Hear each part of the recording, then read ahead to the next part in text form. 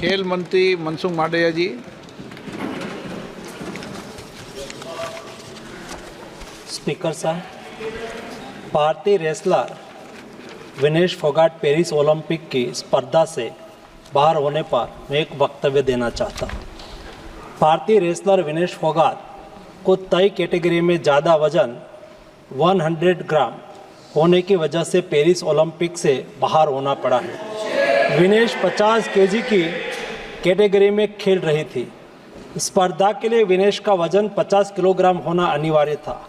UWW के नियमों और विनियमों के अनुसार सभी प्रतियोगिताओं के लिए संबंधित श्रेणी के लिए प्रत्येक सुबह वजन माप का आयोजन किया जाता है।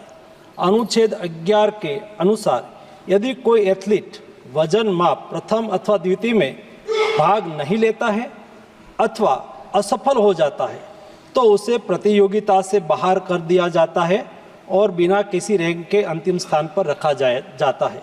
7 अगस्त 2024 को 50 किलोग्राम महिला कुश्ती के लिए वजन का निर्धारण 7:15 और 7:30 पेरिस समय के अनुसार रेपोचेज और फाइनल में भाग लेने वाले पहलवानों के लिए किया गया था। विनेश का वजन 50 किलो 100 ग्राम पाया गया, इसलिए वे स्पर्धा के लिए अयोग्य घोषित की गई। इस मामले को लेकर भारतीय ओलंपिक संघ ने अंतर्राष्ट्रीय कुश्ती संघ से कड़ा विरोध भी दर्ज किया है। नेशनल भारतीय ओलंपिक संघ की अध्यक्षा PT उषा भी अभी पेरिस में है। प्रधानमंत्री जी ने स्वयं उसके साथ बातचीत करके उचित कार्यवाही करने के लिए, उचित एक्शन लेने के लिए भी उसको कहा गया है। विनेश मंगलवार 6 अगस्त को 3 मुकाबले जीतकर 50 केजी रेसलिंग ओलंपिक में फाइनल में पहुंचने वाली पहली भारतीय महिला रेसलर बनी थी।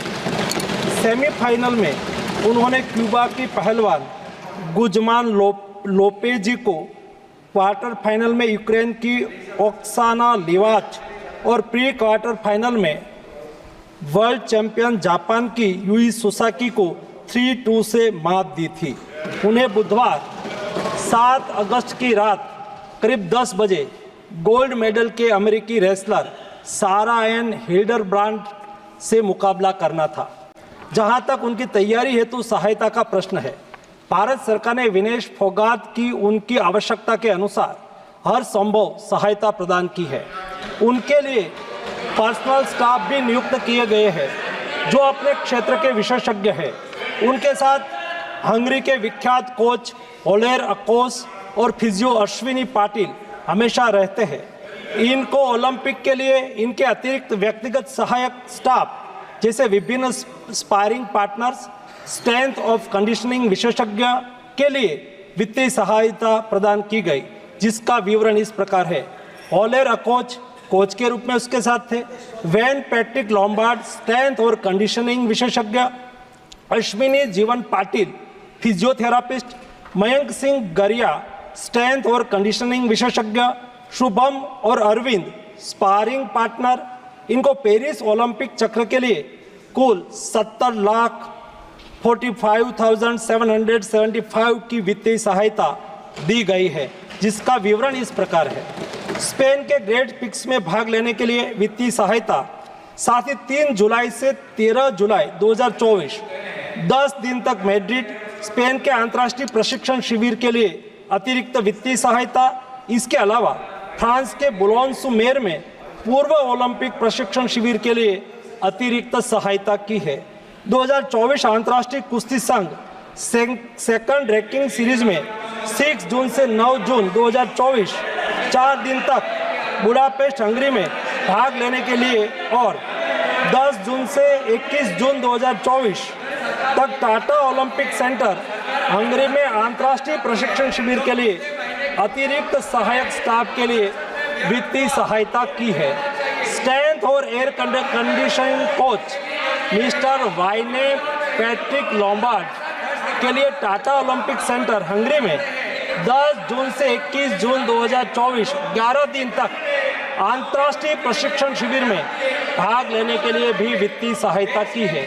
13 जुलाई 2023 से 16 जुलाई 2023 4 दिन तक बुडापेस्ट हंगरी में 4th रैंकिंग सीरीज में भाग लेना और 10 से 16 जुलाई 2023 16 दिन तक बुडापेस्ट हंगरी में प्रशिक्षण शिविर हेतु इसको वित्तीय सहायता की है। वेलमेकेन बुल्गारिया में 10/11/2022 से 3/12/2022 तक प्रशिक्षण के लिए वित्तीय सहायता दी है। उनके रिहाई प्रक्रिया के लिए आवश्यक उपकरण खरीदने के लिए भी वित्तीय सहायता की गई है।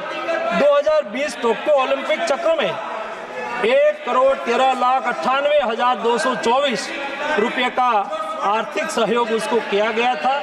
224 पेरिस ओलंपिक चक्र में भी टारगेट ओलंपिक पोडियम स्कीम में 53,35,746 और वार्षिक ट्रेनिंग एवं स्पर्धा कैलेंडर में 17,10,000 कुल मिला के 17,45,775 रुपया हमारे खिलाड़ी को आर्थिक सहायता करके उसको सक्षम करा गया। श्री रघुनंदन राव